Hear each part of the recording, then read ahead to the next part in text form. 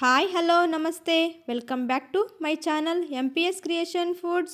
ಇವತ್ತಿನ ವಿಡಿಯೋದಲ್ಲಿ ತುಂಬಾ ಟೇಸ್ಟಿಯಾಗಿರುವಂತಹ ಪಕ್ಕಾ ಹಳ್ಳಿ ಸ್ಟೈಲಲ್ಲಿ ಮಾಡುವಂತಹ ಅವರೆಕಾಯಿ ಹುಳಿ ಸಾಂಬಾರು ಯಾವ ರೀತಿ ಮಾಡೋದಂತ ಈ ವಿಡಿಯೋದಲ್ಲಿ ತಿಳಿಸ್ಕೊಡ್ತೀನಿ. ತುಂಬಾ ಟೇಸ್ಟಿಯಾಗಿರುತ್ತೆ. ಮುದ್ದೆಗೆ ಅನ್ನಕ್ಕೆ ತಿಂತಾ ಇದ್ದರೆ ತಿನ್ನಬೇಕು, 2 ಮುದ್ದೆ ಖಾಲಿ ಮಾಡೋದಂತೂ ಗ್ಯಾರಂಟಿ.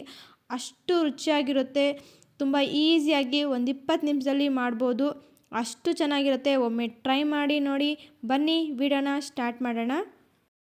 ಈಗ ನೋಡಿ, ನಾನು ಒಂದು ಅರ್ಧ ಕೆಜಿ ಆಗೋಷ್ಟು ಅವರೆಕಾಳನ್ನ ಈ ಥರ ಚೆನ್ನಾಗಿ ಬಿಡಿಸಿ ಒಂದು ಸೈಡ್ಗೆ ಎತ್ತಿಟ್ಕೊಂಡಿದ್ದೀನಿ. ಒಂದು ಸರಿ ವಾಶ್ ಮಾಡಿಕೊಂಡು ಹುಳು ಇಲ್ದಿರ ನೋಡ್ಕೊಳ್ಳಿ, ತುಂಬ ಚೆನ್ನಾಗಿರುತ್ತೆ. ಒಮ್ಮೆ ಟ್ರೈ ಮಾಡಿ ನೋಡಿ. ಈಗ ನಾನು ಒಂದು ಅರ್ಧ ಕೆಜಿ ಅಷ್ಟು ತೊಗೊಂಡಿದ್ದೀನಿ ಒಂದು ಸೈಡ್ಗೆ. ಆದಷ್ಟು ಈ ಥರ ಗ್ರೀನಾಗಿರೋದೇ ತಗೊಳ್ಳಿ, ಜಾಸ್ತಿ ಬಲ್ದೋಗಿದ್ರೆ ಬೇಡ. ಆದಷ್ಟು ಎಳೆದೇ ತಗೊಳ್ಳಿ. ಈಗ ಹೇಗೆ ಮಾಡೋದು ಅಂತ ತೋರಿಸ್ಕೊಡ್ತೀನಿ. ಈಗ ನಾನು ಆದಷ್ಟು ಪಾತ್ರೆಯಲ್ಲಿ ಮಾಡ್ತಾ ಇರೋದು.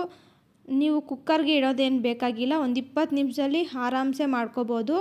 ಪಾತ್ರೆಯಲ್ಲಿ ಮಾಡೋದಷ್ಟು ತುಂಬ ರುಚಿಯಾಗಿ ಬರುತ್ತೆ, ಅದಕ್ಕೆ ನಾನು ಪಾತ್ರೆಯಲ್ಲಿ ಮಾಡಿ ತೋರಿಸ್ತಾ ಇರೋದು. ಇದಕ್ಕೆ ನಾನು ಒಂದು ಪಾತ್ರೆನ ತಗೊಂಡು ಒಂದು 4 ಲೋಟ ಅಷ್ಟು ನೀರನ್ನು ಹಾಕ್ಕೊತಾ ಇದ್ದೀನಿ, ಸ್ಟವನ್ನು ಆನ್ ಮಾಡಿಕೊಂಡು. ಈಗ ಇದನ್ನು ನಾವು ಒಂದು 4 ಲೋಟ ನೀರು ಹಾಕ್ಕೊಂಡು ಈ ಥರ ಚೆನ್ನಾಗಿ ಕುದಿಸ್ಕೋಬೇಕು, ಬಾಯ್ಲ್ ಆಗಬೇಕು ನೀರು ಅನ್ನೋದು.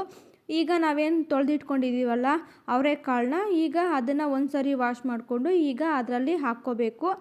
ಅದು ಕಾಳು ಅನ್ನೋದು ಚೆನ್ನಾಗಿ ಒಂದು 20 ನಿಮಿಷ ಚೆನ್ನಾಗಿ ಕುದಿಸ್ಕೋಬೇಕು. ನೋಡಿ, ನಾನು ವಿಡಿಯೋದಲ್ಲಿ ತೋರಿಸ್ದಾಗೆ ಈ ಥರ ಚೆನ್ನಾಗಿ ಕುದಿಸ್ಕೊಂಡ್ರೆ ತುಂಬ ರುಚಿಯಾಗಿರುತ್ತೆ. ನೋಡಿ, ತುಂಬ ಈಸಿಯಾಗಿ ಒಂದು 20 ನಿಮಿಷದಲ್ಲಿ ಆರಾಮ್ಸೆ ಮಾಡ್ಕೋಬೋದು. ಅಷ್ಟು ರುಚಿಯಾಗಿರುತ್ತೆ. ಒಮ್ಮೆ ಟ್ರೈ ಮಾಡಿ ನೋಡಿ. ಈಗ ಇದನ್ನು ಚೆನ್ನಾಗಿ ಈ ಥರ ಕುದಿಸ್ಕೊಂಡಾದ ನಂತರ ಈಗ ಇದಕ್ಕೆ ನೋಡಿ, ಈ ಥರ ನನ್ನ ವಿಡಿಯೋದಲ್ಲಿ ತೋರಿಸ್ದಾಗೆ ತಟ್ಟೆಗಳು ಅಂತಾರೆ. ಕಾಯಿ ಇರುತ್ತಲ್ಲ ಎಳೆವು, ಈಗ ಇದನ್ನು ನಮಗೆ ಎಷ್ಟು ಸಿಕ್ಕಿದ್ರೆ ಅಷ್ಟನ್ನು ಇದರಲ್ಲಿ ಹಾಕ್ಕೊಂಡ್ರೆ ತುಂಬ ರುಚಿಯಾಗಿರುತ್ತೆ. ಬಸ್ಸಾಂಬಾರ್ಗೂ ಚೆನ್ನಾಗಿರುತ್ತೆ, ಈ ಸಾಂಬಾರ್ಗೂ ಚೆನ್ನಾಗಿರುತ್ತೆ. ನನಗೆ ಒಂದು ಇಡಿಯಷ್ಟು ಸಿಕ್ಕಿದೆ, ಅದಕ್ಕೆ ನಾನು ವಿಡಿಯೋದಲ್ಲಿ ತೋರಿಸ್ತಾ ಇರೋದು. ಇದನ್ನು ಈಗ ಈ ಥರ ಚೆನ್ನಾಗಿ ಬಾಯ್ಲ್ ಆದ ನಂತರ ಈ ಕಾಯನ್ನು ಹಾಕ್ಕೊಂಡ್ರೆ ತುಂಬ ಚೆನ್ನಾಗಿರುತ್ತೆ. ಇದನ್ನು ಹಾಕ್ಕೊಂಡು ಒಂದು 15 ನಿಮಿಷ ಚೆನ್ನಾಗಿ ಕುದಿಸ್ಕೋಬೇಕು. ಈಗ ಈ ಥರ ಕುದೀತಾ ಇರೋ ಕಾಳು ಮತ್ತು ಕಾಯಿ ಒಳಗಡೆ ನಾವು ಒಂದು 2 ಟೊಮೊಟೊನ ಈ ಥರ ಸಣ್ಣದು ಹಾಕ್ಕೊತಾ ಇದ್ದೀನಿ. ಇದು ಹಾಕೋದ್ರಿಂದ ಸೇಮ್ ನಾವು ಹಳ್ಳಿ ಸ್ಟೈಲಲ್ಲಿ ಯಾವ ರೀತಿ ಇರುತ್ತೋ ಅದೇ ರೀತಿ ಇರುತ್ತೆ, ತುಂಬ ರುಚಿಯಾಗಿರುತ್ತೆ. ಈ ಥರ ಒಮ್ಮೆ ಟ್ರೈ ಮಾಡಿ ನೋಡಿ, ತುಂಬ ಚೆನ್ನಾಗಿರುತ್ತೆ. ಈಗ ಈ ಥರ ಕುದೀತಾ ಇರೋದ್ರಲ್ಲಿ 1 ಟೇಬಲ್ ಸ್ಪೂನಷ್ಟು ಕಲ್ಲುಪ್ಪನ್ನು ಹಾಕ್ಕೊತಾ ಇದ್ದೀನಿ. ಲಾಸ್ಟಲ್ಲಿ ಹಾಕಬೇಕು, ಆವಾಗೇ ಕಾಳಿಗೆ ಮತ್ತು ಕಾಯಿಗೆ ಚೆನ್ನಾಗಿ ಉಪ್ಪು ಅನ್ನೋದು ಹಿಡಿಯುತ್ತೆ. ಫಸ್ಟೇ ಹಾಕಬಾರ್ದು, ಇವಾಗ ಹಾಕಿದ್ರೆ ಚೆನ್ನಾಗಿ ಹಿಡಿಯುತ್ತೆ, ತುಂಬ ರುಚಿಯಾಗಿರುತ್ತೆ. ಈಗ ಉಪ್ಪು ಹಾಕ್ಕೊಂಡು ಒಂದು ಸರಿ ಈ ಥರ ಮಿಕ್ಸ್ ಮಾಡಿಕೊಂಡ್ರೆ ಕಾಳು ಮತ್ತು ಕಾಯಿ ಹಾಕಿರ್ತೀವಲ್ಲ ಅದು ಬೇಗ ಬೆಂದೋಗಿರುತ್ತೆ. ಸುಮ್ಮನೆ ಉಪ್ಪು ಹಿಡಿಬೇಕು ಅಂತ ಲಾಸ್ಟಲ್ಲಿ ಹಾಕೋದು, ಫಸ್ಟೇ ಆಗಬಾರ್ದು.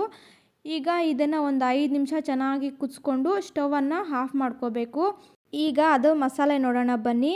ಈಗ ಒಂದು ಮಿಕ್ಸಿ ಜಾರ್ನ ತಗೊಂಡು ಒಂದು 7 ಬೆಳ್ಳುಳ್ಳಿನ ಈ ಥರ ಸಿಪ್ಪೆನೆಲ್ಲ ತೆಗೆದು ಹಾಕ್ಕೊತಾ ಇದ್ದೀನಿ. ಇಷ್ಟೇ ಹಾಕ್ರಿ, ತುಂಬ ಜಾಸ್ತಿ ಹಾಕೋದಂತೂ ಮಸಾಲೆ ಅಂತೂ ಚೆನ್ನಾಗಿರಲ್ಲ.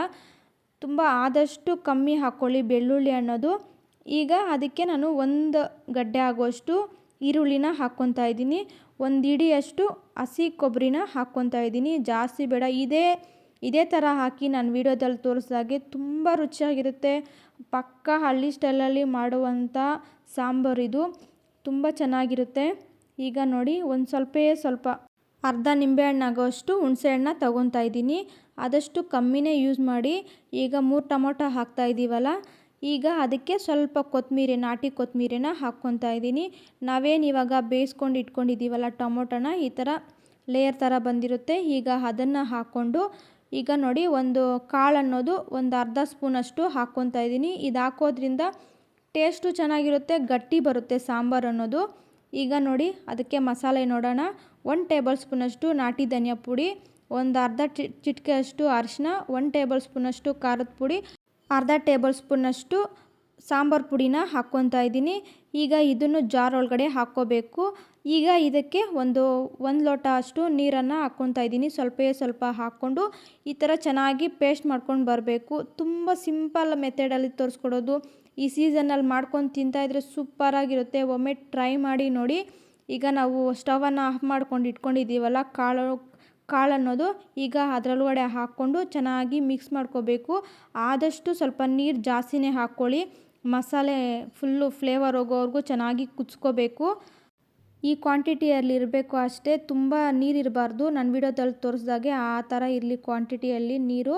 ಈಗ ಅದಕ್ಕೆ ನಾನು 1 ಟೊಮೊಟೊನ ಈ ಥರ ಸಣ್ಣ ಸಣ್ಣಕ್ಕೆ ಹಣ್ಣಾಗಿರೋದು ಹಾಕ್ಕೊಂಡು ಚೆನ್ನಾಗಿ ಮಿಕ್ಸ್ ಮಾಡ್ಕೊತಾ ಇದ್ದೀನಿ. ಮಿಕ್ಸ್ ಮಾಡಿಕೊಂಡು ಒಂದು 15 ನಿಮಿಷ ಕುದಿಸ್ಕೋಬೇಕು. ನೋಡಿ ಈ ಕ್ವಾಂಟಿಟಿಯಲ್ಲಿ ಇರಬೇಕು ನೀರು ಅನ್ನೋದು. ತುಂಬ ನೀರು ಹಾಕಿದ್ರೂ ಚೆನ್ನಾಗಿರಲ್ಲ, ಸಪ್ಪೆ ಸಪ್ಪೆ ಥರ ಇರುತ್ತೆ. ಈಗ ನೋಡಿ ಗಟ್ಟಿ ಬಂದಿದೆ. ಒಂದು 15 ನಿಮಿಷ ಚೆನ್ನಾಗಿ ಕುದಿಸ್ಕೊಂಡಿದ್ದೀನಿ. ಈ ಸಾಂಬಾರಂತೂ ಕುದೀತಾ ಇದ್ದರೆ ಫ್ಲೇವರ್ ಅಂತೂ ತುಂಬ ಚೆನ್ನಾಗಿ ಬರುತ್ತೆ, ಅಷ್ಟು ರುಚಿಯಾಗಿದೆ. ನೋಡ್ತಾ ಇದ್ರೇ ತಿನ್ನಬೇಕು ಅನಿಸುತ್ತೆ. ಒಮ್ಮೆ ಟ್ರೈ ಮಾಡಿ ನೋಡಿ. ಇಷ್ಟೇ, ಈ ಥರ ಒಂದು 15 ನಿಮಿಷ ಚೆನ್ನಾಗಿ ಕುದಿಸ್ಕೊಂಡು ಇದಕ್ಕೆ ಒಗ್ಗರಣೆ ಹಾಕ್ಕೊಳ್ಳೋಣ. ಈಗ ಇದಕ್ಕೆ ಸ್ವಲ್ಪ ಎಣ್ಣೆ ಮತ್ತು ಸಾಸಿವೆ ಚಿಟ್ಪಟ ಆದ ನಂತರ ಹಸಿ ಕರಿಬೇವು ಹಾಕ್ಕೊಂಡ್ರೆ ತುಂಬ ಫ್ಲೇವರ್ ಚೆನ್ನಾಗಿರುತ್ತೆ.